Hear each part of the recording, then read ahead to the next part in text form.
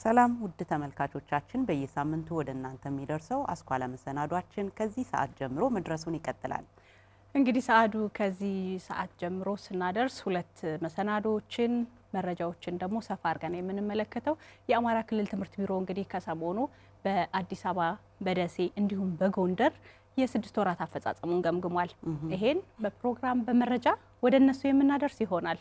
ከዛ በማስከተል ደግሞ የአንድ ምርጥ መምህር ተሞክሮ ደግሞ ቢሰነብት አድማሴ ስለተሰኘ ሰው የምናወራቸው ይሆናል። ይሄን ቆይታችንን እንዲከታተሉ ከወዲሁ እንጋብዛለን። ስንመለስ ከመረጃዎች ከፕሮግራሞች ጋር እንገናኛለን። አብራችሁን ቆዩ። እንቀጥላለን። ውድ ተመልካቾቻችን አብራችሁን ስለምትሆኑ ፕሮግራሞቻችን ስለምትከታተሉ ሀሳብ አስተያየት ስለምትሰጡን እናመሰግናለን። እንግዲህ ወደ መረጃዎቻችን ስናልፍ የዛሬው መረጃችን የአማራ ክልል ትምህርት ቢሮ በተለያዩ አካባቢዎች የስድስት ወራት እቅድ አፈጻጸሙን ገምግሟል። እንግዲህ ይህ የእቅድ አፈጻጸሙን ሲገመግም የአማራ ክልል ትምህርት ቢሮ በጎንደር በነበረው ግምገማ የቢሮው ምክትል ኃላፊ አቶ መኳንን ታደመ ተገኝተው ነበር። በዚህም እንግዲህ ያነሷቸው ሀሳቦች አሉ። እነዚህ ሀሳቦች ምንድናቸው? የተማሪዎች የመማር ምጣኔ ባለፉት 2 ዓመታት የገጠመውን ችግር የተማሪዎችን ምዝገባ በንቅናቄ ለማስኬድ ተችሏል። ከእቅዱ 60 በመቶ የሚሆነውን እንዳሳኩ አንስተዋል። ይህ ሁላችንም እንደምናስታውሰው እኛም በፕሮግራም እንደዳሰስ ነው ከነሐሴ ወር አጋማሽ ጀምሮ በተለያዩ የአማራ ክልል በሚገኙ ትምህርት ቤቶች በንቅናቄ የተማሪዎች ምዝገባ ነበረ። እንግዲህ ላለፉት 2 ዓመታት በተለያዩ ትምህርት ቤቶች ተቋርጦ የነበረውን ትምህርት ለማስቀጠል በንቅናቄ ምዝገባ የተጀመረበት ሁኔታ እናስታውሳለን። በፕሮግራሞቻችንም መዳሰስ ችለን ነበር። ያን 7.4 ሚሊዮን ነበረ ተማሪዎችን ለማስተማር እንግዲህ ትምህርት ቢሮ አቅዶ የነበረው 60%ቱን እንግዲህ 4.3 ሚሊዮን አካባቢ ተማሪዎችን ነው አሁን ላይ ማስተማር የቻለው ትምህርት ቢሮ።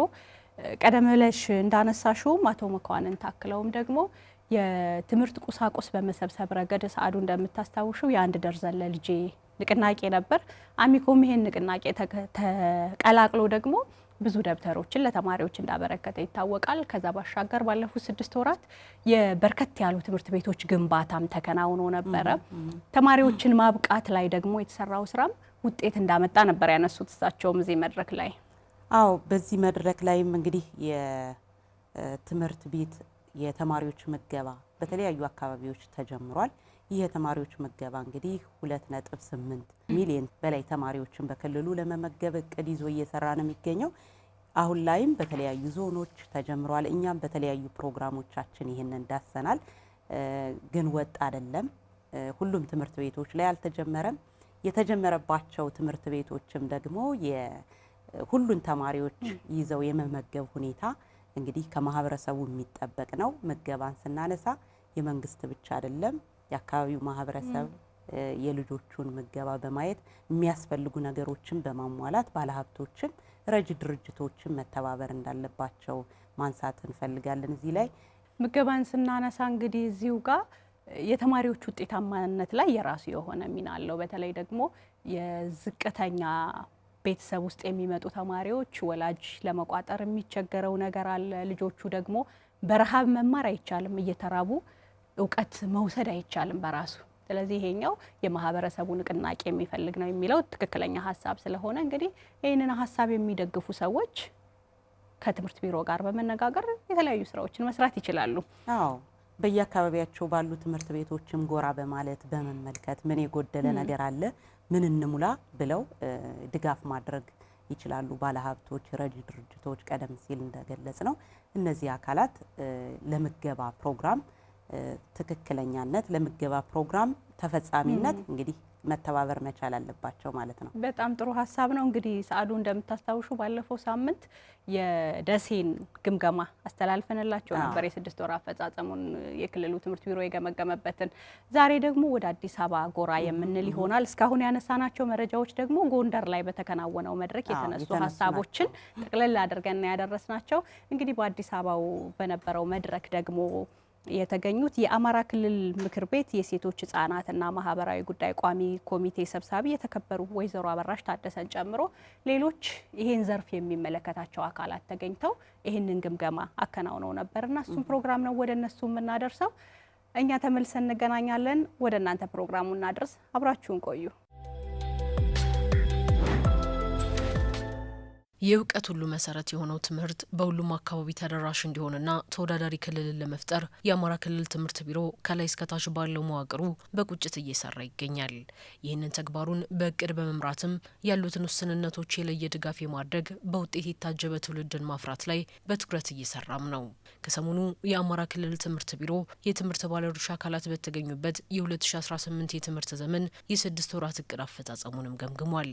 በትምህርት ዘርፉ ለውጥ ለማምጣት ከቅድመ ዝግጅት ጀምሮ የተለያዩ የንቅናቄ ስራዎችን በመስራት ካለፉት 2 ዓመታት ተመሳሳይ ወቅት ጋር ከነበረው አንጻርም የተማሪዎችን ውጤት የመምህራንን ብቃት በማሻሻልና በትምህርት ኢኒሼቲቮች እንዲሁም ሌሎች መስኮች የተሻለ ስራ መስራት የተቻለበት እንደነበር በመድረኩ ላይ በስፋት ተነስቷል። በ2018 የትምህርት ዘመን በርካታ ወጣ ወረዶችን በማለፍ የትምህርት ስርዓታችን ላይ የገጠመንን ፈተና ለማለፍ በርካታ ስራዎችን ሰርተናል። በዚህም በቂና የምንፈልገውን ግብ እንኳን ማሳካት ባንችል የተሻለና በቂ ነው የሚባል ስራዎችን ለማምጣት ሞክረናል። በተለይ አንደኛውና ዋናው የትምህርት ስርዓታችን ተግዳሮት ነው ብለን የያዝነው የትምህርት ሽፋን ለማሳካት የሰራናቸው ስራዎች ከቅድመ ዝግጅት ጀምሮ በንቅናቄ ለመስራት ጥረት ተደርጓል። ከቅድመ አንደኛ ደረጃ እስከ ሁለተኛ ደረጃ ትምህርት ተቋማት 11000 በላይ ያሉን እነዚህን ተቋማት ሙሉ በሙሉ ለማስከፈት ይዘን አቅደን ስንሰራ ቆይተናል። በዚህም በመነሳት ከ1400 ያላነሱ ተቋሞች ሲቀሩ ሌሎች ትምህርት ጀምረው እያስተማሩ ይገኛሉ። ይህም ካለን ተቋም አንጻር 88.2% የሚሆኑ ተቋሞች ከቅድመ አንደኛ እስከ ሁለተኛ ደረጃ ትምህርት ተቋሞች ስራ ጀምረው እየሰሩ ነው ያለ። ከተማሪ ምዝገባ ጋርም በተያያዘ አፈጻጸማችን ካለፉት 2 ዓመታት ወስደን ስናይ 60% የሚሆነውን በሶስቱም ፕሮግራሞች ለማሳካት ጥረት ተደርጓል። ይህም ከባለፉት ዓመታት ወስደን ስናይ ሰፊ ለውጥ የታየበት ነው። ሌላው እንግዲህ የተማሪዎች ውጤት ለማሻሻል የተሰራው ስራ በጣም የሚያበረታታ ነው። እንግዲህ የኛ ክልል ሰፊ ተሞክሮ ያለው ካቻ ክልሎችም ተወዳድሮ የተሻለ ውጤት ማስመዝገብ ልምድ ያለው ክልል ነው። በዚህ ዓመት ወስደን ስናይም በ6 ወሩ በጣም በርካታ ስልቶች ተቀይሰው ተማሪዎችን ለማብቃት የተሻለ ውጤት ለማምጣት የተጀመረበት ይህንንም የበለጠ በአሁኑ ግምገማ የምናረጋግጥበት ነው። የመምህራን ብቃት ለማሻሻል ብዙ ስራ ተጀምሯል። ይህም ባሳለፍነው ክረምት ከ9710 በላይ የሚሆኑ የአንደኛ ደረጃና የአንደኛ ደረጃ መምህራንና የትምህርት ቤት አመራሮች የሰለጠኑበት፣ በሁለተኛ ደረጃም ከ24000 በላይ የሚሆኑ የሁለተኛ ደረጃ መምህራንና የሁለተኛ ደረጃ የትምህርት ቤት አመራሮች የሰለጠኑበት፣ በዚህም በርካታ ብቃት ማሻል ጥረት የተደረገበት፣ በምዘናውም ቢሆን የተሻለ ውጤት የተመዘገበበት ነው። ከባለፈው ዓመት ወስደን ስናይ ማለት ነው። ባሳለፉት 2 ዓመት ከተሞች ላይ ብቻ የጀመርነው በከተሞች ላይ የተሻለ ውጤት የተመዘገበበት፣ ነገር ግን ከከተማ ወደ ገጠር የተሸጋገርንበት በዚህ ዓመት ነው። በአንድ ዞን እንኳን 17 ወረዳዎች ከ17000 በላይ ትምህርት ቤቶች በአንድ የምገባ የጀመሩበት ዓመት ነው ይህ ዓመት። ስለዚህ ምገባ በከተሞቻችን ብቻ ሳይሆን በገጠር ወረዳዎች ላይ በገጠር ትምህርት ቤቶቻችን ላይ ሰፊ ተማሪዎች ሰፊ ትምህርት ቤቶች ምገባ የጀመሩበት ዓመት ነው። እሱ ብቻ ሳይሆን ቅድመ አንደኛ ደረጃ ትምህርት ቤቶች የራሳቸው ተቋም እንዲኖራቸው ግንባታ የተጀመረበት ዓመት ነው። እንደኛ ከተማ ፕራይቬት ሴክተሩን ጨምሮ ወደ 21 የሚደርሱ ተቋሞች አሉ። እነዚህ ተቋሞች በሙሉ አቅማቸው ወደ ስራ ገብተዋል። በትምህርት ዘመኑ 18926 ተማሪዎችን ለመመዝገብ በእቅድ ይዘን ነበረ። ከዚህ ውስጥ 17539ን መዝግበናል። በዚህ ደረጃ በፕሮግራም ስናየው ቅድመ አንደኛ ላይ ከ115% በላይ አፈጻጸም አለን። አንደኛና መካከለኛ ላይ ከ102% በላይ አለን።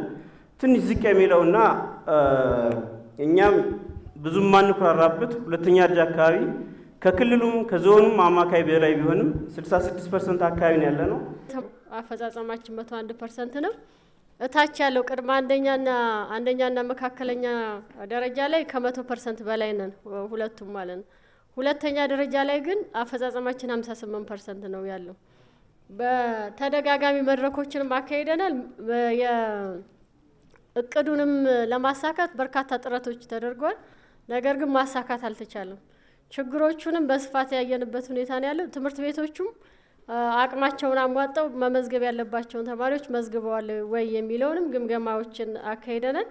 እዛ አካባቢ ላይ ያጋጠሙን ችግሮች በደንብ ከኛም አልፈው ተጨማሪ ጥናትም የሚፈልጉ እንደሆኑ አይተናል። ስለዚህ እነዚህ ልጆች የት ነው ያሉት የሚለው ተጨማሪ ጥናትም የሚያስፈልገው እንደሆነ አይተናል እንደኛ እና ሁለተኛ ደረጃ ላይ ችግሮች አሉ አልተሻገርም። አንድም ከችግራችን ለመውጣት በላ መንገድም ከውድቀት ወደ ስኬት ለመምጣት ማህበረሰቡን ባለቤት ለማድረግ ሰፊ ስራ ሰርተናል። በዚህ ረገድ እንደኛ ከተማ የትምህርት ባለድርሻ የትምህርት አጋር ምን ነው የለንም። ቢኮዝ ሁሉም ሰው የትምህርት አምባሳደር ነው እንዲሰራ ማለት ነው። አሳይመንት ሰጥተናል፣ አሳይመንቱን ተቀብለናል። በዚህ ረገድ የትኛው ከተማው ላይ ያለ የትምህርት ማህበረሰብ የትምህርት ስራ እንዲቃና ከገባበት ችግር እንዲወጣ ባለቤት ነው እየሰራ ያለበት ሁኔታ ነው ያለው። ባለሙያዎች ሞር ኢንጌጅድ ነው የሚደግፉት ተቋም ላይ ቢሮ ላይ አይውሉ። ከዛ ውጭ ግን የሪፖርት ቅብብሎሹን ማለት ነው እዛው ተቋም ላይ ሆነው ማለት ነው ተቋም ላይ ያለውን የኢንተርኔት አክሰስ ተጠቅሞ ከቨርቲካሊም ሆሪዞንታሊም ኮሙኒኬት አድርጎ ይጨርሳል። ከዛ ውጭ ግን ዴስክ ጋር መምጣት ካለበት ወይ እኔ ለመገምገም ስፈልግ ነው፣ አለበለዚያ ግን እኔ ወደ እነሱ ሄዳለሁ እንጂ እነሱ ወደዚህ የማይመጡበት ባለሙያዎች ሞር ኢንጌጅ ነው የሚደግፉበት ሂደት ነው ያለው። ትልቁ ተግባራችንም እሱ ስለሆነ ማለት ነው የተማሪዎችን ውጤት መቀየር ግዴታ ነው። በአንደኛ እንደውም ማስተማሪ አድርገን ያነሳ ነው ሳሪያ የሚባል ትምህርት ቤት አለን። በጸጥታ ችግር ውስጥ እነዛ ትምህርት ቤቶች 6ኛ ክፍልም 8ኛ ክፍል 100% አሳልፈዋል። በተመሳሳይ ደግሞ ችግር ሳይኖርበት የተመቻቸ ሁኔታ ላይ ሆኖ ውጤት ላይ ዝቅተኛ አፈጻጸም ያመጣው ትምህርት ቤቶችን የመጠየቅ ስራ ሰርተናል። ከሁሉም ትምህርት ቤቶች ምዝገባ አካሂደን የተሻሉ ተማሪዎችን ኃይለማርያም ማሞ ላይ ፈተና ፈትነን አስገብተን መምህራንን መድበን ከዳይዋን ክላስ 1 ጀምሮ የተሻሉ ስራዎችን እየሰራን ያለንበት ሁኔታ ነው ያለው። 12 ላይ ብቻ ሳይሆን ከ9 ነው የጀመርነው። ከ9ኛ ክፍል ጀምሮ ስፔሻል ክፍል ተደራጅቶ መምህራን በልዩ ሁኔታ ተመድበው እገዛ እያደረጉ ያሉበት ሁኔታ ነው ያለው። የማብቂያ ስልቶችንም ዘግይተን አይደለም የጀመርነው። ቅድሚያ በቅድ ቲቶሪያል ሲሰጥ እቅድ ታቅዶ በክፍለ ጊዜ ተመድቦለት በአግባቡ እየተሰጠ ያለበት ሁኔታ ነው ያለው። ቅድመ መደበኛ ኦልሞስት ወደ 94-95% ነው ምዝገባ አቺቭ ያደረግነው። አቺቭ ያደረግንበት ዋናው ምክንያት ደግሞ ከዚህ በፊት የነበሩ ችግሩ ላይ እንዲሰሩ ተደርጎ ቢያንስ ፕሮግሬሲቭ የሆነ ውጤት የመጣንበት መንገድ በቅድመ ዝግጅት ስራዎቻችን የተሻለ ነው የነበረው የሚለውን ነገር የወሰድንበት ነው። ስራ ላይ ስንገባ ያሉ ስራዎች ስንመለከት አጋር አካላትን እንደ ቤንች ማርክ መጠቀም አንዶች መስጠት ባንችልም ግን ወደ 12 ትምህርት ቤቶችን ለይተን በሰጠነው ዩኒሴፍም ድጋፍ አድርጎ ለሁሉም ተማሪዎች ደብተርና ቦርሳ እንዲሰጥ በማድረጋችን ተማሪዎች ወደ ትምህርት ቤት እንዲመጡ የተደረገበት መንገድ በጣም ስማርት ነው የነበረው። የተሻለ ኢቭን እዚህ ላይ ያገኘነው ተሞክሮ ከዞኑም የነበረን ቅንጅት የተሻለ ስለነበረ ይሄ እንደ ውስጣችን አቅማችን መጠናከር የምንችልበት መንገድ ከፈጠርን በእርግጠኝነት ተወዳዳሪ ዜጋ መፍጠር የምንችልበትና የተሻለ ውጤት የምናመጣበት እድል ሰፊ ነው። ይህን ለማድረግ ግን ምን ያስፈልጋል? አንደኛ ሰከን ብሎ ቴክኒካሊ የትኛው አቅም ምን አለ የሚለው ነገር ማብቃትና ውጤታማ ማድረግ ከትምህርት ዘርፉ ፈጻሚያንና ባለድርሻ አካላት የሚጠበቅ እንደመሆኑ የተጀመሩ ጥረቶች ተጠናክረው እንዲቀጥሉና አላሻግር ያሉ ተግዳሮቶችን ለማለፍ በቅንጅት መስራት እንደሚገባም በመድረኩ አቅጣጫ ተቀምጧል። ከወረቀት ባለፈ ፈጻሚዎቹ በጥንካሬም በድክመትም ያነሷቸው ነጥቦች ለኛ ትልቅ ኤቪደንስ፣ ትልቅ ትምህርት እና የስራውን ተጨባጭነት ያረጋገጥንበት ነው። ምናልባት የክልሉ ቋሚ ኮሚቴ ሳምፕል ወስዶ ነው በተወሰኑ ዞኖችና ወረዳዎች ትምህርት ቤቶች እንቅስቃሴ አድርጎ የሚያየው እንደዚህ አይነት ሰፊ እድል አያገኝም። ስለዚህ የምናያቸው ሳምፕሎች ውስን ስለሚሆኑ እይታችንም በዛው ልክ ውስን መሆኑ አይቀርም። አሁን ግን በደሴ ቀጠና ወደ 7 ዞኖችን 3 ከተማ አስተዳደር ወይም ሪጂዮፖሊና 4 ዞን እዚህም ደግሞ 2 ዞንና 2 ሪጂዮ ፖሊ ከተሞችን ማግኘት ለኛ ትልቅ ግብአት እና ያላችሁበትን ተጨባጭ ሁኔታ እንድንረዳ እድል የሰጠ ነው ብዬ ነው የማስበው።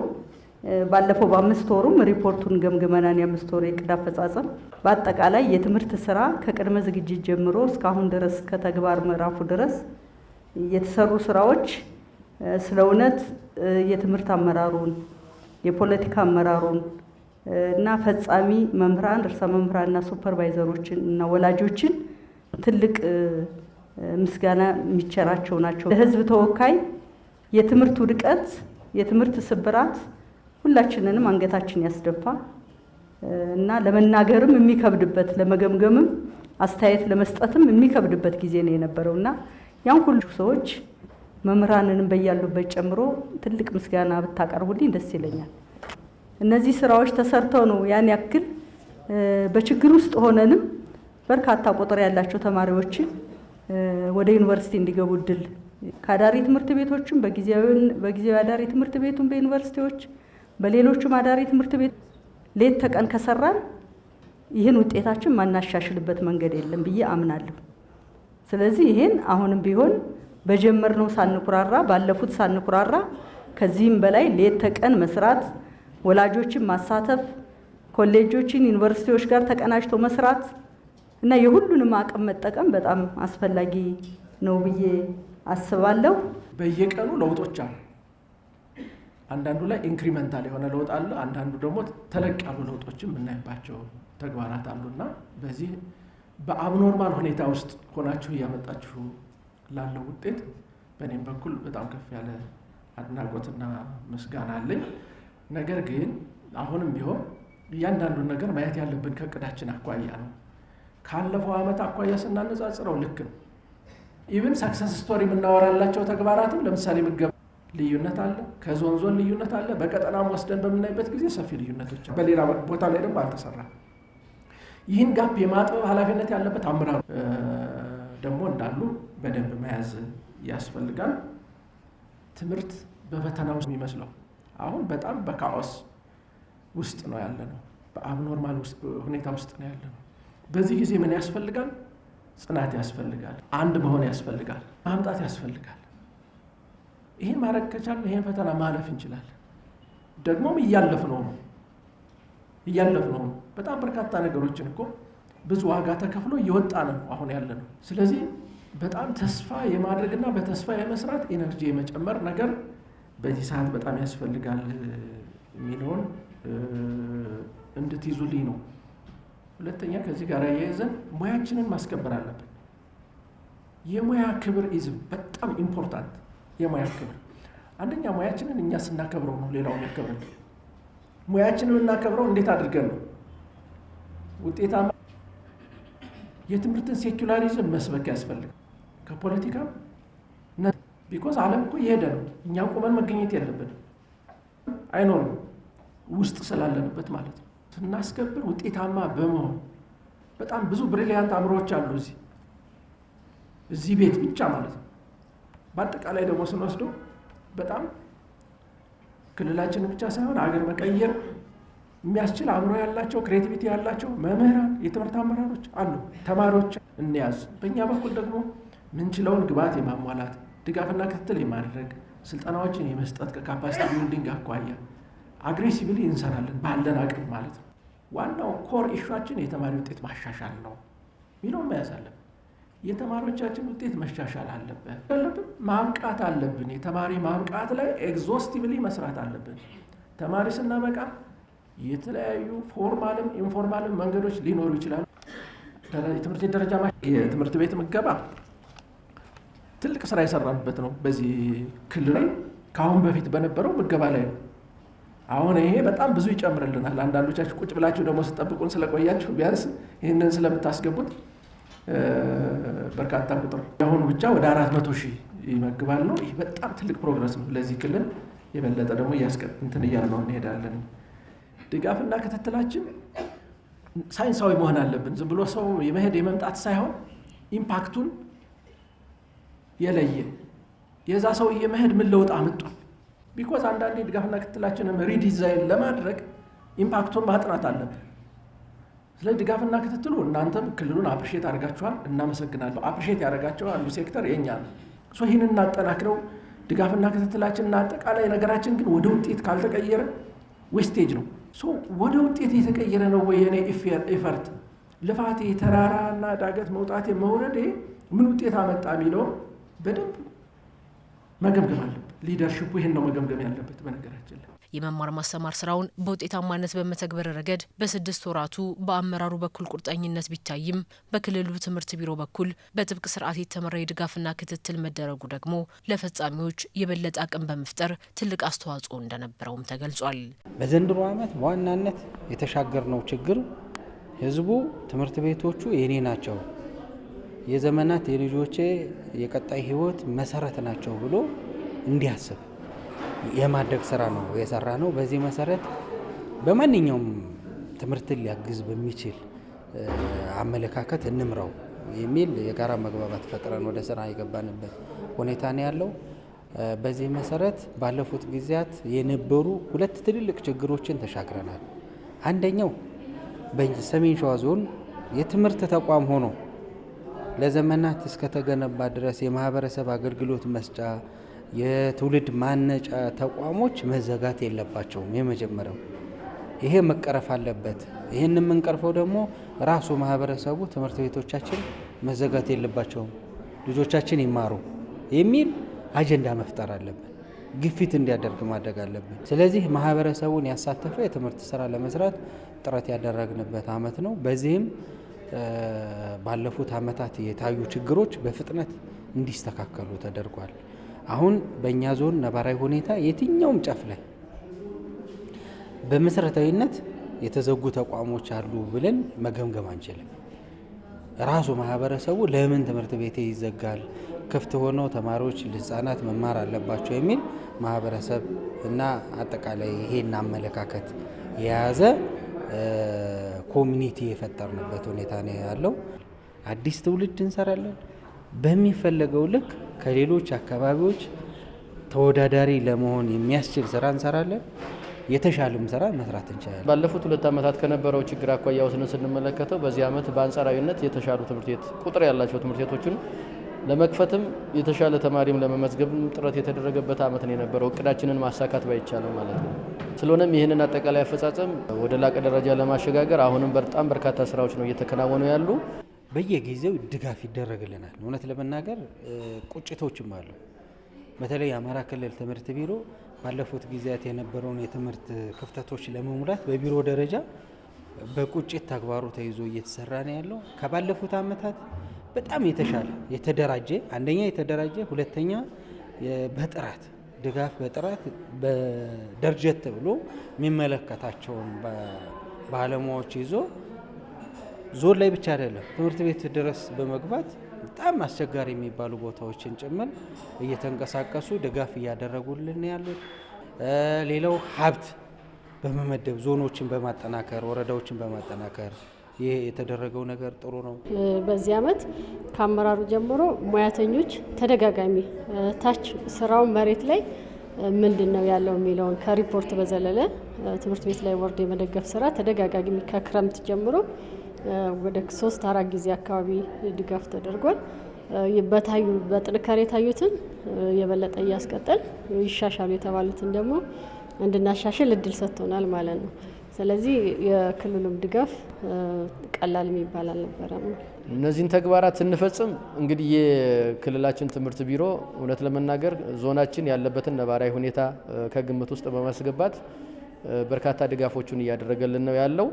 በተለይ የክልሉ ትምህርት ቢሮ ከፍተኛ አመራሮች፣ ባለሙያዎች መስክ ድረስ ወርደው ትምህርት ቤት ድረስ ወርደው ማህበረሰቡን በማወያየት ትምህርት ቤት ላይ ያሉ መምህራንንም ጭምር በማወያየት መማር ማስተማር ስራውን ክፍል ውስጥ ገብተው በመመልከት ጉድለታችንንም ጭምር በማሳየትና የላቀ አፈጻጸም እንዲኖረን በማድረግ ደረጃ ከፍተኛ ድጋፍ ነው እየተደረገልን የነበረው ባለፉት 6 ወራት።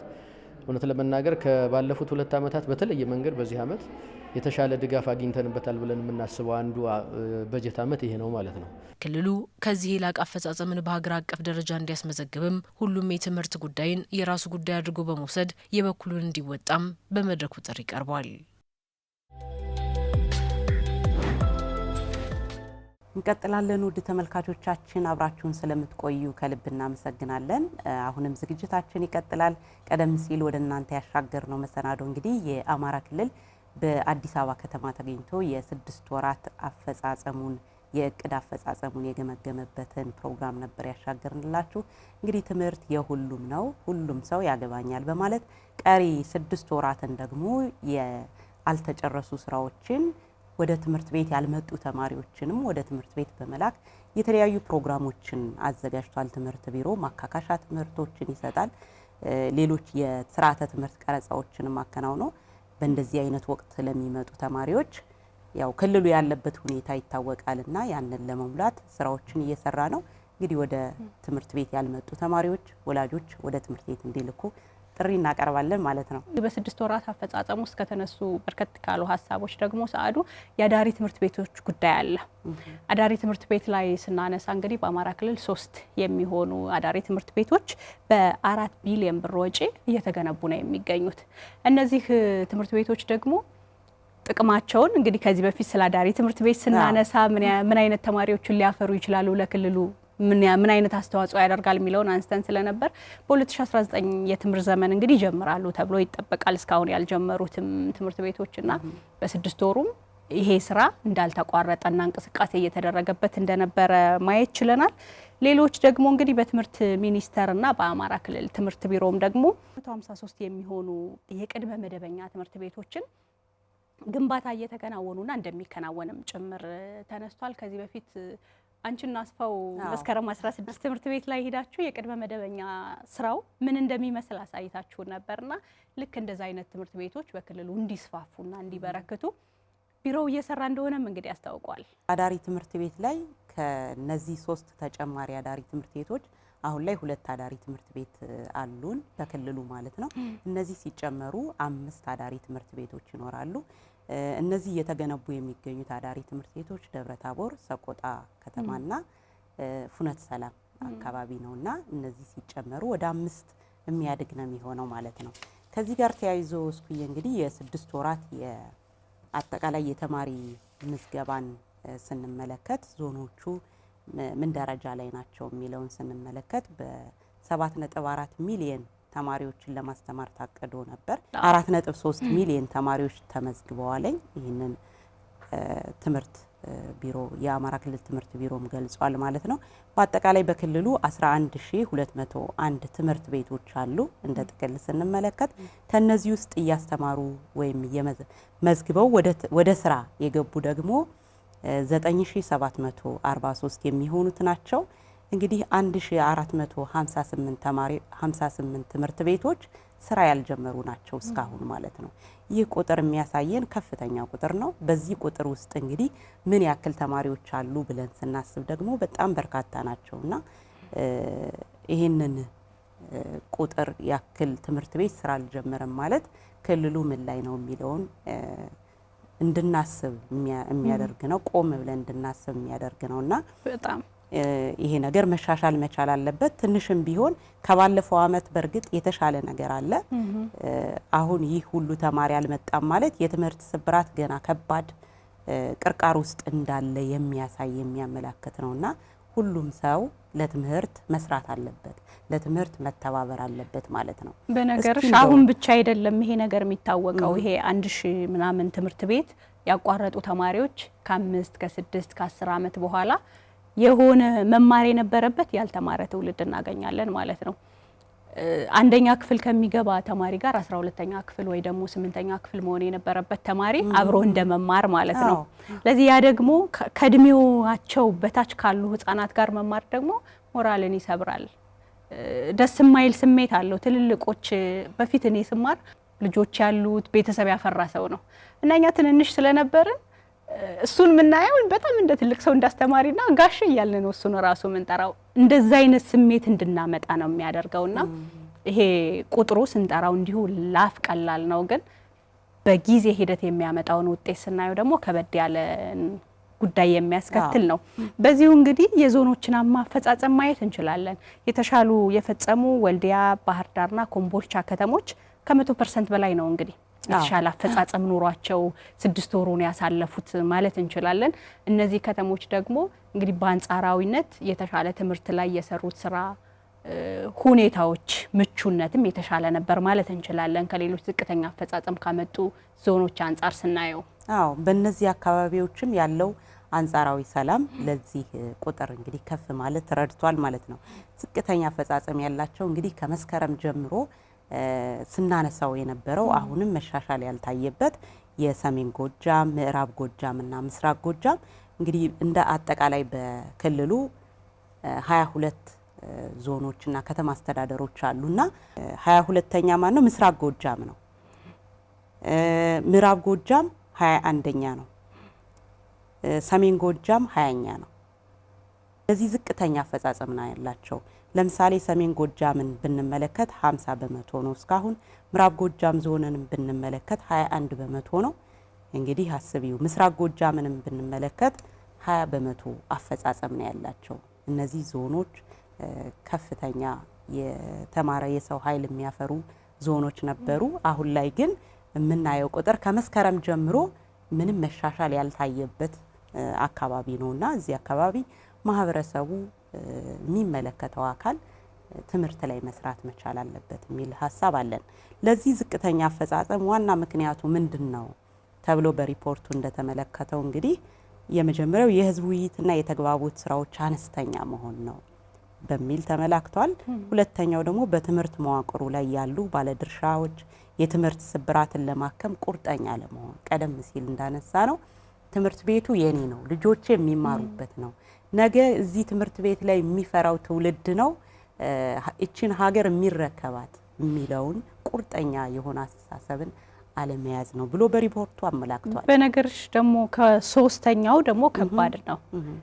ከዚህ በውይይት በእንደዚህ ብቻ ሳይሆን ትልቅ ስራን የሚጠይቅ ነው። የወላጆችና የተማሪዎች ለትምህርት ፍላጎት ማጣት በጣም ከባድና በትልቁ ስራ የሚጠይቅ ተብሎ በሪፖርቱ ከተነሳው ሀሳብ ውስጥ እንግዲህ ከባዱ ሀሳብ ይሄ ነው ብዬ አስባለሁ። ተማሪ ሊማር ፍላጎት ማጣት አስተማሪስ ማንን ነው የሚያስተምረው? ወላጅ መላክ ካልፈለገ ትምህርት ቤት ተማሪም አይሄድም። የወላጅ ፍላጎት ከሌለ ተማሪ የመሄድ ፍላጎት ያጣል። መምህር ትምህርት ቤት ሄዶ ማንን ሊያስተምር ይችላል? ስለዚህ በጣም ትልቅ ስራ እንደሚጠበቅበት ቢሮውም ያስቀመጠው ይሄኛውን ችግር ነው እንግዲህ።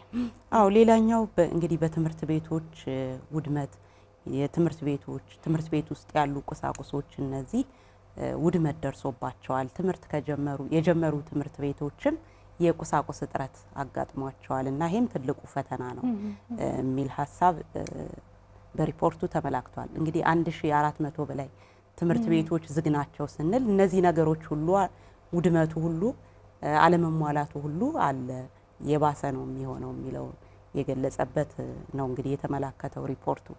እንግዲህ ወደ ፕሮግራማችን ብናልፍ ጥሩ ነው። ባልደረባችን ነጻነት እንግዲህ ከአንድ ታታሪ ጎበዝ ልጆችን ከማስተማር ባለፈ በመርዳት በማበረታታት ላይ ያለን መምህር ቢሰነብት አድማሴ ከተባለ መምህር ጋር ያደረገውን ቆይታ ወደ እናንተ እናደርሳለን።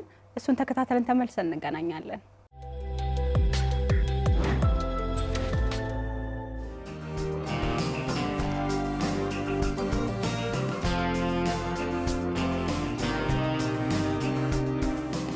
ዳሪ ትምህርት ቤት ከገቡት ውስጥ አንደኛው ልጅ በጣም ያወደው እኔ ነው ራሱ ጠላኝ እንኳን ትምህርቱን ጥሩ ነው ጥሩ ያስተምራል መባል ለአንድ መምህር ትልቅ ሀብት ስለሆነ የወር ደሞዝን ለኛ ከፍለናል። በጣም እናመሰግናለን።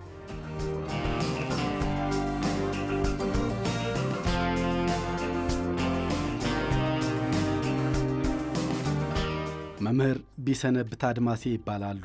ተወልደው ያደጉት በምስራቅ ጎጃም ዞን ከሚገኙ ከተሞች ውስጥ ረቡ ገበያ ከተማ ዳንጉሌ ቀበሌ ነው።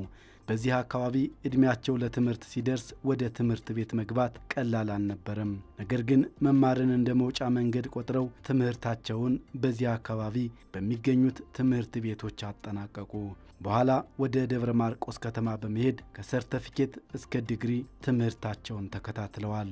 ተወለድኩ ስናን ወረዳ ዳንጉሌ ቀበሌ የሚባል ገጠር ቀበሌ ነው ተወለድኩ። ያው ከአንደኛ እስከ 6ኛ ክፍልም ገጠር ነው የተማርኩ። ከ7 እስከ 8ኛ ክፍል ወደ ወረዳ ከተማው ስናን ረቡዕ ገበያ ነው የተማርኩ። 1996 10ኛ ክፍል አጠናቀቅኩ። የመምህርነት ስልጠና ወሰድኩ። ያው የግል ትምህርት ቤት ዋሸራ የሚባል ነበር የዚያን ጊዜ። እዚያ ወሰድኩ በ97 ማለት ነው። 99 ተቀጥሬ ቆይ ደባይ ጥላት ግን ወረዳ አድርኩ። ደባይ ጥላት ግን ወረዳ በመምህርነት ከ1 እስከ 4 ተቀጠርኩና እስከ 2005 ድረስ ከ1 እስከ 4ኛ ክፍል እያስተማርኩ 2005 ላይ ዲፕሎማያን ደብረ ማርቆስ መምህራን ኮሌጅ ተመረቅኩ። ከዚያ በኋላ ያው ወደ ደብረ ኢየሱስ የሚባል ከተማ ለደባይ ጥላት ግን ወረዳ ከ5ኛ እስከ 8ኛ ክፍል እስከ 2006 እዚያ ሰራው። 2007 ወደ ስናን ወረዳ ተመልሼ በዝውውር መጣው። ስናን ወረዳ ከገባ በኋላ ከ5 እስከ 8 እያስተማርኩ ነው የቀጠልኩ። ያው 2012 ላይ ዲግሪ ጨረስኩ።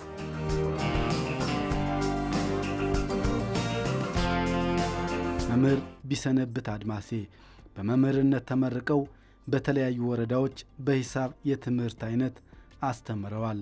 አሁን ላይ ደግሞ በደብረ ማርቆስ ከተማ አስተዳደር በሚገኘው ዕደ ጥበብ አንደኛ ደረጃ ትምህርት ቤት በሂሳብ መምህርነት እያገለገሉ ይገኛሉ። በዚህ ትምህርት ቤትም ተማሪዎችን ለማብቃት ከመደበኛው መማር ማስተማር በተጨማሪ የማጠናከሪያ ትምህርት ያስተምራሉ። ይህንንም ሌሎች ተማሪዎች፣ ወላጆችና መምህራን ይመሰክራሉ። ዓመቱን ሙሉ ያው በጥሩ ሁኔታ ስንማር ነበረ። የጀመርንበትም ጊዜ ቀደም ብለን ነበረ እና ምንም ትምህርት ምናምን ሳይጓደልብን በሙሉ ጨርሰን ከዚያም በተጨማሪ ደግሞ እሁድና ቅዳሜ ቱቶሪያል እየተጠራን የተሻለ ስንማር ነበረ። ሂሳብም ደግሞ በተለይ ደግሞ እሁድ ቅዳሜ ሲያስተምረኝ ነበረ። ከመጻፉ ወጣ ብሎ የተሻለ ከላ ጥያቄ እያመጣ በቃ ዘና ብለን የሚኒስትሪም ውጤት እንድንሰራው ነው ያደረገን። ስሜ ተማሪ መላኩ ወልስቲ ይባላል። በፊት ኤሌመንተሪ ወይም የመጀመሪያ ደረጃ ትምህርቴን የተማርኩ ወደ ጥበብ አንደኛ ደረጃ ትምህርት ቤት ነው። አሁን ደግሞ የሚገኘው በፌዴራሉ ልዩ አዳሪ ትምህርት ቤቶች ቡኢ ለሚገኘው የፌዴራል አዳሪ ትምህርት ቤት ነው እየተማርኩ ያለው። መምህር ቢሰነብት እኔን ያስተማረኝ 7ኛ ክፍል ሰከንድ ሰሚስተር ጀምሮ እና 8ኛ ክፍል ነው ያስተማረኝ እና በነበረኝ ትምህርት ቆይታ የማትስ አስተማሪ ነበር እና ቲቸር ቢሰነብት በጣም ዲሲፕሊን እንደሆነ የሚገርም ነገር ክፍለ ጊዜ አንድ ቀን ራሱ ከመጡ ውስጥ ቀጥ አያውቅም። ሌሎች መምህራን ሁሉ ራሱ ይመክራል፣ ይቆጣቸዋል ሁሉ ለምንድን ነው የልጆችን ጊዜ የምታባክኑበት ሰዓት ነው የሚገኘው።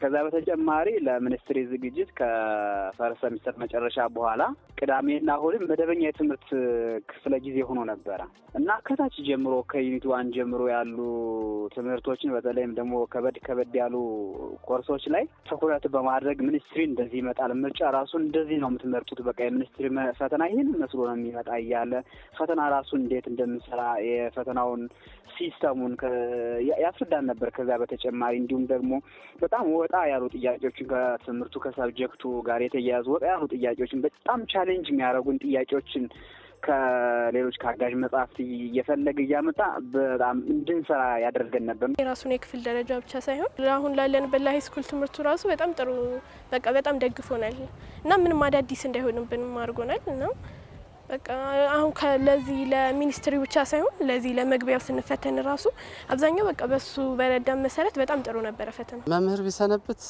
በጣም ጥሩ መምህር ነው። እኔ አጋጣሚ መምህር ነበርኩ፣ ርዕሰ መምህርም ነበርኩ። አሁን ላይ ሙያውን ብተውም ግን በዛን ጊዜ እኔ ያላረኩትን ነገር በጣም ያስቆጨኝ ጥሩ መምህር ነው። ማንም መምህር የማያደርገውን ለፈተና ከ3 ወር እና ከዛ በላይ አስቀድሞ ቱቶሪያል ቅዳሜና እሁድ የመጡ እንዲማሩ አመቻችቶ ጥሩ የሆኑ መዛኝ የሆኑ ጥያቄዎችን ለሚኒስትሪ የሚያዘጋጁ ጥያቄዎችን እያነሳ አሰርቷቸዋል። መምህር ቢሰነብት በተለያዩ ስብሰባዎች ለምሳሌ በዲፓርትመንት ስብሰባዎች ይንጡ ስንላቸው ማለት ነው እኔ ላነብ ነው ሳላነብ አልገባም ክላስ፣ ሰዓት አጥሮኛል፣ ጊዜ አጥሮኛል፣ በቃ ይሄንን ነው ምላሽ የሚሰጡን። ስለዚህ ለደቂቃ ራሱ ስታፍ ቁጭ ብለው እያንዳንዷን ነገር በማስተዋሻ በፖርትፎሊዮ መሰረት እያንዳንዷ ጥያቄ ተሰርታ ነው ለተማሪዎች የሚቀርብ። ዝም ብለው ዘለው ክላስ ውስጥ አይገቡም። ዝግጅት ብዙ ተሞክሮ አላቸው።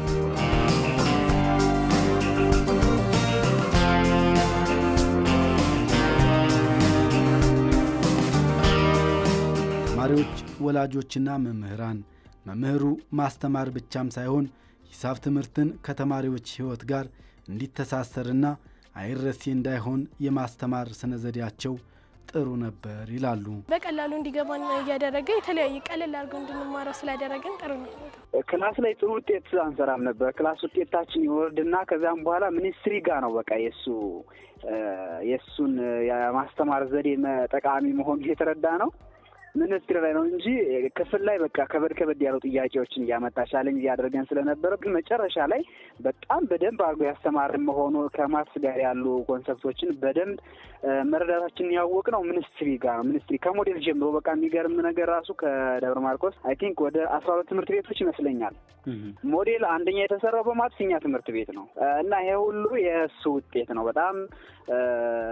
ከዛም በተጨማሪ ደግሞ ቦርዲንግ ስኩል ማለት አዳሪ ትምህርት ቤትም እንድንገባ የምክርም የተለያዩ ነገሮችን ድጋፍ ያደርጋል። እንደ ወላጅ በቃ እንደ ወላጅ ማለት ትችላለህ።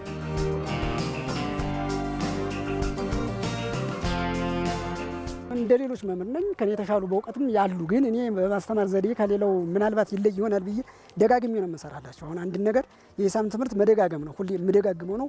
የቲቶር እገዛ ሲባል እደጋግመዋለሁ። ከመደበኛው ክፍለ ጊዜ ከመደበኛው የትምህርት ሰዓት በተጨማሪ ቲቶር በምንሰጥበት ጊዜ ትምህርት ቤቱ ያመቻችልናል። ቲቶር ስንሰጥ ሁሌ እደጋግምላቸዋለሁ። ሌላ የማስተማር ስነ ዘዴ ከደካሞች ነው የምጀምር። እያንዳንዱን ተማሪ እንዴት እንደተቀበለኝ እንዴት ደግሞ እንደማይቀበለኝ ይረዳዋለሁ ከፊቱ ላይ አንብቤ እና በዚያ ነው የሚወዱ በዚያ ነው እንጂ ከሌላው በልጭ አይደለም።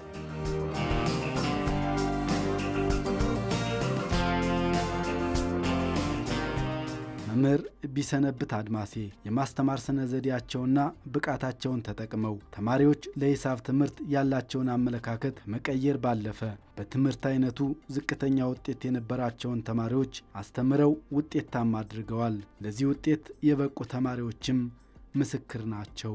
ያለኝን የምማርበትን ሲስተምና የማጠናበትን ሲስተም ራሱ ቀይሬ ውጤታማ እንደሆን አግዞኛል።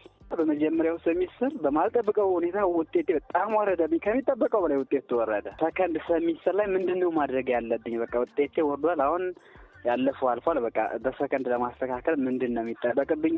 የራሴን እቅድ እንዳወጣ ማትስን ራሱ የማጠናበትን ሲስተም ቀየርኩትኝ። ከዚያም በኋላ እኔ ያው በዚህ ባጭር ጊዜ ውስጥ የማትስ እንትኔ በቃ ማጠናበት እንደነገርኩ ሁሉን ነገር ቀየርኩኝ። ማጠናበት ሲስተሙን ብዙ ጥያቄዎችን መስራት ጀመርኩኝ። ከዚያም በኋላ ያው እንደነገርኩ ሞዴልም ሚኒስትሪም በተከታታይ የሚመጡ ፈተናዎችን ከዛም ደግሞ ክልሉ የሚያወጣው የአዳሪ ትምህርት ቤት መግቢያ ፈተና ደግሞ አለ በጣም ቻሌንጅ የሚያደርግ እሱ ሁሉ ወደ ፌዴራል አዳሪ ትምህርት ቤትም ስንመጣ ብዙ ጥያቄዎች እንዲህ እያለፍክ ተወዳዳሪ የሆንክ እንድትመጣ ብዙ አስተዋጽኦ ነበረው የእሱና ራሱ በተለይ እንደሱ እሱ ቲቸር ባያስተምረኝ ኖሮ በቃ እንደ ማንኛውም ተማሪ መካከለኛ ተማሪ ሁኜ ሀይ ስኩል ገባ ይሆን ነበር እንጂ ቦርዲንግ ስኩል ራሱ የሚለው እድል ላይኖር ይችል ነበርና በደንብ በመጀመሪያው ሴሚስተር ውጤት ወርዶ በደንብ ስለተመጣሁኝ ያለኝን የምማርበትን ሲስተምና የማጠናበትን ሲስተም ራሱ ቀይሬ ውጤታማ እንደሆን አግዞኛል።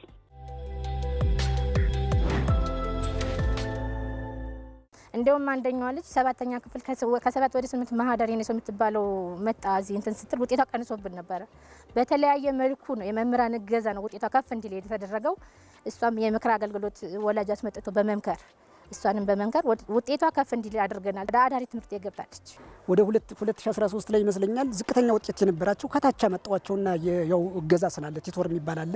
በዚያ ቲቶር እገዛ እየሰጧቸው አዳሪ ትምህርት ቤት የገቡልኝ መጻፍ ገዝቼ ሸልምኳቸውም አሉኝ። የዚያን ጊዜ ሮገቢያም አሉኝ ሁለት። ለምሳሌ 2014 ለ2015 እዚህ ነው 2015 እዚህ ነው ደብረ ማርቆስ መጣ ጥሩ ውጤት ታምጡ እንጂ ገዛላችኋለሁ ብዬ ነበር። አንድ ልጅ እንዳጋጣሚ ያሰማሩት እዚህ ገባ ደብረ ማርቆስ አዳሪ ሲገባ በሌላው ቀን ነው ሰምቼ ህዳር ወር ታህሳስ ውስጥ ነው መጻፉን ገዝቼ የሰጠሁት። ከታች ነው የማመጣችሁ ከታች ሳስተምራችሁ በቃ የአራቱ መሰረታዊ ስሌቶች ብቻ አሁን 8ኛ ክፍል ልግባ 7ም ልግባ ከታች ነው በራሴ ነው የምሄድ። ትርፍ ጊዜን የምጠቀመው መጻፉን አይደለም። ከታች የሚከብዳችሁ ምንድን ነው የሚከብዳችሁ እያልኩ ከታች ስለምመጣ ነው እየተሻሻሉልኝ የሚመጡም ለዚያ ነው። ለምሳሌ አሁን አዳሪ ትምህርት ቤት ከገቡት ውስጥ አንደኛው ልጅ በጣም አይወደውም። እኔ ነው ራሱ ሲጠላኝ እንኳን ትምህርቱን ቀስ እያልኩ ግን ያንን ልጅ እያበረታታሁት ሄዱ። ፈርስት ሴሜስተር ላይ በአንደኛው ወሰነ ትምህርት ከ60 34 አመጣ። አለቀሰ። ከዚያ ሲያለቀስ አበረታታሁትና አሁን ታሳየኛለህ ምናምን አልኩና መጨረሻ ላይ ሞዴል ሲፈተን 48 አመጣው ከ60። አሁን ደግሞ የሚኒስትሪን ደግሞ 88 አመጣው። አሁን አዳሪ ትምህርት ቤት ገብቷል። እዚህም አልፎ ነበረ። አሁን ደግሞ በፌዴራል ተፈትኖ ፌዴራል አልፎ አሁን አዲስ አበባ ዙሪያ ነው የገብቶ ስደውልለትም እዚያ ነኝ ያለኝ። አሁን እንዲወደው ሆኗል። ጥሩ ውጤት ማምጥቶበታል ማለት ነው። እንግዲህ ከ34 ወደ 48 ከ48 ደግሞ ወደ 88 ነው ሄደ።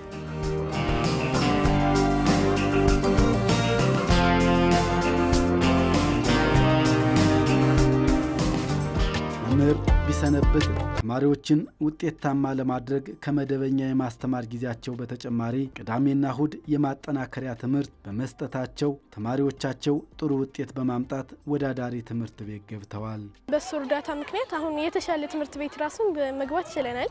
በሱ ውጤት ምክንያት አጉል ዝም ብሎ ማንኛውም ኖርማል ሃይ ስኩል ሳይሆን በቃ የተሻለም በተለይ በክልሉ የተሻለው ትምህርት ቤት ተብሎ እሱ ጋር ልንገባ ችለናል። እኔን ጨምሮ አንድ 4 ልጆች ወደ 5 ልጆች አሁን ወደ አዳሪ ትምህርት ቤት የገባ ልጆች አለን። ሚኒስትሪ ከፍተኛ ውጤት በማምጣት እና ለዚህ ውጤት ለማምጣት ብዙ መምህራን በጣም ማመስገን የምፈልገው ብዙ መምህራን ከ7ኛ ክፍል ጀምሮ አዲስ አለማየሁ አዳሪ ትምህርት ቤት ጆይን እንድታደርጉ ጠንክራችሁ አጥኑ እያሉ እነሱም የተሻላቸውን ሁሉ በመደበኛው ክፍለ ጊዜም ከዛ በተጨማሪ ደግሞ መጨረሻ ያልቻልናቸውን እንትኖች ሁሉ ትምህርቶች ሁሉ በቲሶርም በሌላ መልኩ ብዙ ድጋፍ እያደረጉ ሚኒስትሪ ጥሩ ውጤት አምጥተን ወደ አዳሪ ትምህርት ቤት እንድንገባ በጣም እገዛ አድርገውላል። በተለይ በጣም አመሰግናቸው ቲቸር ቢሰነብት እንዲሁም ደግሞ የጀነራል ሳይንስ አስተማሪያችን ደግሞ ቲቸር ሸጋው በጣም ልዩ ድጋፍ ያደርጉልን ነበር። አዳሪ ትምህርት ቤት የገባ ከእናንተ ውስጥ ተማሪ ካለ ከግሌ ከኪሴ አውጥቼ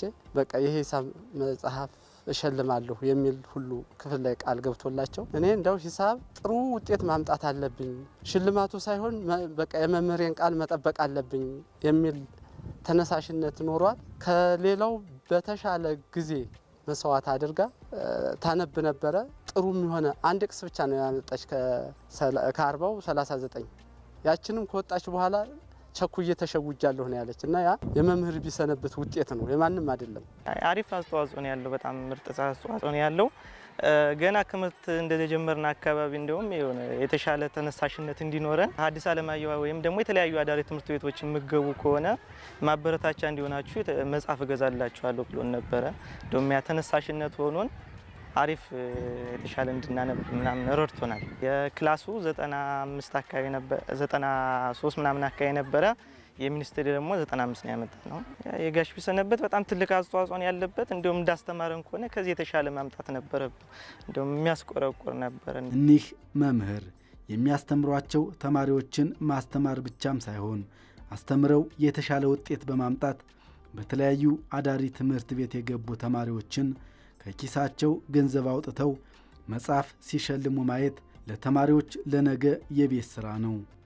ሌላውን ነገር ተውና ማስተማሩን መልፋቱን ለጥሩ ውጤት ማብቃቱን ተውና እንደ ወላጅ ቀርበን የነበረው ቀረቤታ አዳሪ ትምህርት ቤት ከገባን ብዙ እድሎች እንደምናገኝ በኋላም ራሱ ጥሩ ውጤት ያው መጨረሻ ላይ ሚትራስ ስንፈተን የአዳሪ ትምህርት ቤት ተማሪዎች ይታወቃሉ በጥሩ ውጤትና ጥሩ ውጤት ታምጠን ተወዳዳሪ ተማሪ እንድንሆን የነበረው የምክር አገልግሎት ብቻ ራሱ በቂ ነው፣ ከመማር ማስተማሩ ባለፈ ማለት ነው። ከዚያም በተጨማሪ ደግሞ መጨረሻ ላይ ውጤት ስናመጣም ሸልሞ አበረታቶ ለቀጣይ ትምህርታችንን ስንቅ የሚሆንን ነገር ሰጥቶ ባለ አቅሙ ከራሱ ደሞዝ አውጥቶና በጣም ማመስገን እፈልጋለሁ። ትችላለን ቃል በገባልን መሰረት አሁን የ11 እና የ12 መጽሐፉን ስለሸለምን አሁን ለኛም ጥሩ ነው።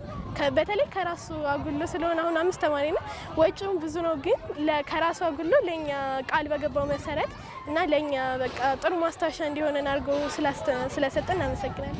ጥሩ ያው አዳሪ ትምህርት ቤት ተገባችሁ ያው ችግር የለውም እኔ መጽሐፍ እገዛላችኋለሁ ብሎን በቃ የተሻለ እንድናይ አድርጎናል። ሱራፌል 100 ነው ያመጣ። ቤዛዊትን 97.5 ናት። እኔም 95 አለው። እንዲሁም 90 ምናምን ቤት አሉ ሌሎች ሁለቶች። እሱም ቃሉን አሳክቶ እኛም ያው ወደ አዳሪ ትምህርት ቤት ገብተን 5 ተማሪዎች ነን። እናም ለአምስታችንም መጽሐፍ ገዝቶልናል። ለ5 ልጆች ናቸው ከዚህ ትምህርት ቤት የገቡ። ለ5ቱም 2000 ብር አካባቢ 2000 ብር ማለት ነው ያን ተኪሶ አውጥቶ ሸልሟቸዋል። እኔ እንደሱ አይነት መምህራን ቢበዙልን ነገ ተነጎዳ ልጆቻችን ለሀገራችን ጥሩ ተስፋ ይሆንልን ነበር የሚል እንትን አለኝና ጥሩ መምህር ነው።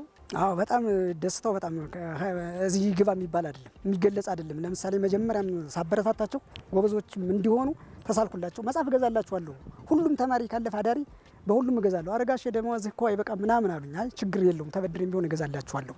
ሲሆን ከአንድ ጊዜ ደሞዝ ያታልፉም ያልኳቸው ያው ባልኩት መሰረት 5ቱ ገቡ። 5ቱ ሲገቡ ቀጥታ ነው የገዛውላቸው መጽሐፉን እና በጣም ነው የተደሰቱ። አሁን መጽሐፍ እንደገዛው ምንም አልቆጥረውም። አሁን መጽሐፉ ለነሱ ጥቅሙ የዚያን ያክል ነው። ለሞራ ናቸው ነው እንጂ መጀመሪያም እንደም አንዷ ሴቷ ጋሼ መጽሐፍ ሊለምነን ስለሆነ አዳሪ ከገባችሁ መጽሐፍ ለሰጣችኋለሁ ሸልማችኋለሁ ስላለኝ እያለች ነበር። የጋሽ ቤዛዊት ሙስዬ የምትባል ልጅ ማለት ነው ስታነብ ነበር። ከዚያ መጽሐፉንም ስገዛው ምንም አልመሰለኝም፣ ተደስቼ ነው። እንዲሁም ሌላም ብጨምር ደስ ይለኝ ነበር። መምህር ቢሰነብት አስተምረው ጥሩ ውጤት ላስመዘገቡ ተማሪዎች አጋዥ የመማሪያ መጽሐፍትን ሸለሙ። የእሳቸው ሽልማት ግን ለጊዜው የተማሪዎች ጥሩ ውጤት ማምጣትና አዳሪ ትምህርት ቤት መግባታቸው ቢሆንም እንደነዚህ ያሉ መምህራንን ተሞክሮ ሌሎች መምህራን መውሰድና ማበረታታት ተገቢ ስለመሆኑም ተማሪዎች፣ ወላጆችና መምህራን ሀሳባቸውን ያጋራሉ። እኔ እንደ መምህር ቢሰነብት አይነት መምህር በብዙ መንገድ ከኛ ከወላጆች ማበረታታት እንዳለብን ይሰማኛል። ለምሳሌ ይሄ ሰው ቤት ላይ ኖረው ይችላል። እኔ ግቢ ሰፊ ቤት አለ ናዚህ ሁን ከፍሎ እንኳ በእንትን በሚልበት ደስ ብሎት እንትን እንዲል። ከዛ ውጭ ደግሞ ወላጆች ባለ አቅማችን የበለጠ እንዲሰራ ይሄው ለደከምከው ድካምህ እንደ ማስተዋሻ ቢሆን አይነት ቢደረግ። እንደገና ሌሎችም ለምሳሌ የትምህርት እድል ምናምን ዩኒቨርሲቲዎች ምናምን ሊሰጡ ይችላሉ። እዛ ላይ ድካሙን ጥረቱን ምን እንደሆነ ሳንደብቅ ብንናገር የሰውየው ጥሩ ነውና አስተዋጽኦ ብናደርግ ለሱ የተሻለ ሊሆን ይችላል። እንደዚህ ጥሩ መምህር ነው መባል ደግሞ ትልቅ እንትን ነው። እቺኮ እዚህ ክፍል እንደዚህ ተማሪ የዘጋባት ናት ወይም የዘጋበት ነው መባል ደግሞ ትልቅ ውርደት ነው እንደ መምህር። ስለዚህ ጥሩ ነው ጥሩ ያስተምራል መባል ለአንድ መምህር ትልቅ ሀብት ስለሆነ ሌሎች መምህራን የሱን ፈለግ ቢከተሉ የተሻለ ነው ብዬ አስባለሁ። እነዚህ መምህሮች ማለት ነው ቢያንስ የትምህርት እድል ሽልማቶች ራሱ ማበረታቻ ሽልማት አድርገንም አናውቅም። ከወቅታዊ ችግር ምክንያት እኛ አላደረግንላቸውም። እስካሁን ሽልማትም የለም፣ ማበረታቻ የምስክር ወረቀት አልሰጣናቸውም። ግን ለወደፊቱ ማለት ነው የማበረታቻ ወረቀት ራሱ ሽልማት ቢሰጣቸው ማለት ነው የምስክር ወረቀት የትምህርት እድል ሲመጣ እነዚህ መምህሮች ብናሳትፋቸው ላለው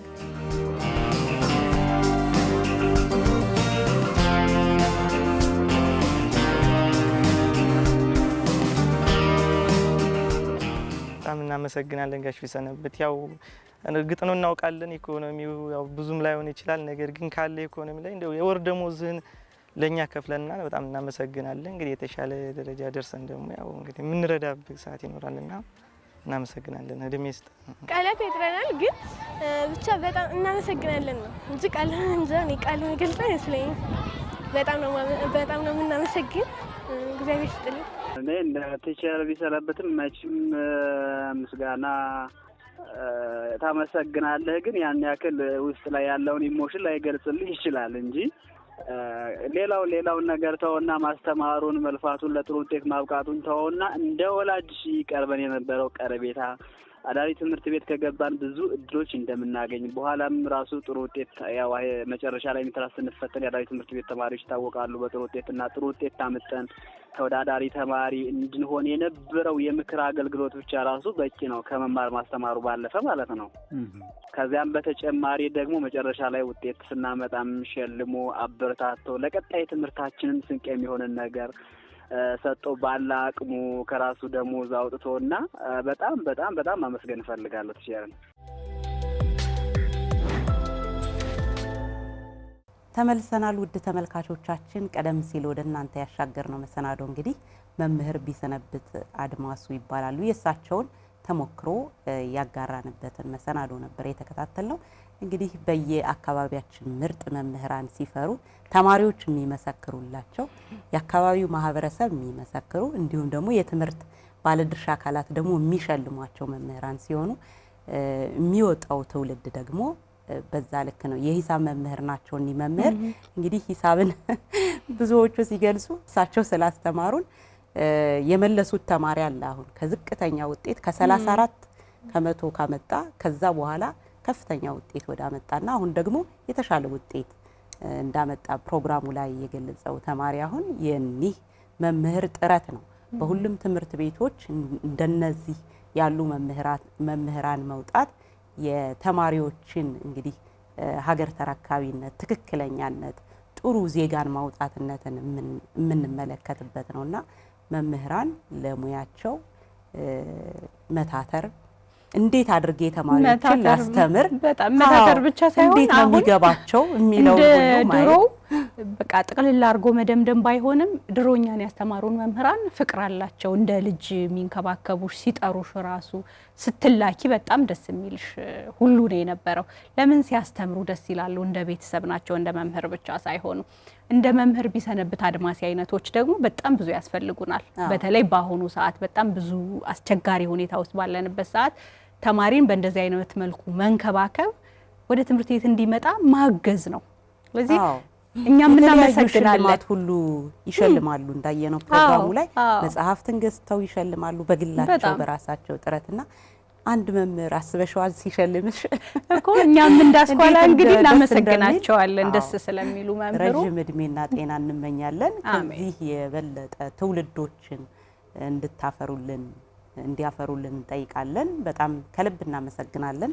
እንግዲህ መሰናዷችን እያጠቃለልን ነው። በትክክል እንግዲህ ዛሬ የአማራ ክልልን የ6 ወር አፈጻጸም በ3 የተለያዩ ከተሞች የገመገመበትን ባለፈው ሳምንት በደሴ ከተማ የገመገመውን በመረጃ ሰዓታችን ደግሞ በጎንደር ከተማ የነበረውን እንዲሁም ደግሞ በአዲስ አበባ ከተማ የነበረውን ግምገማ በፕሮግራም የሂሳብ መምህሩን የመምህር ቢሰነብት አድማሴን ምርጥ ተሞክሮ ወደ እናንተ አደረስንላችሁ። እስከ ዳር ጥላሁንና ሳዲያ አብሬ ደግሞ መረጃዎችና ፕሮግራሞችን ወደ እናንተ ያደረስን አብረናችሁ ቆይታ አድርገናል። ሳምንት በሌላ ያስኳላ መሰናዶ እንጠብቃችኋለን። እስከ ሳምንት ሰላም ቆዩን።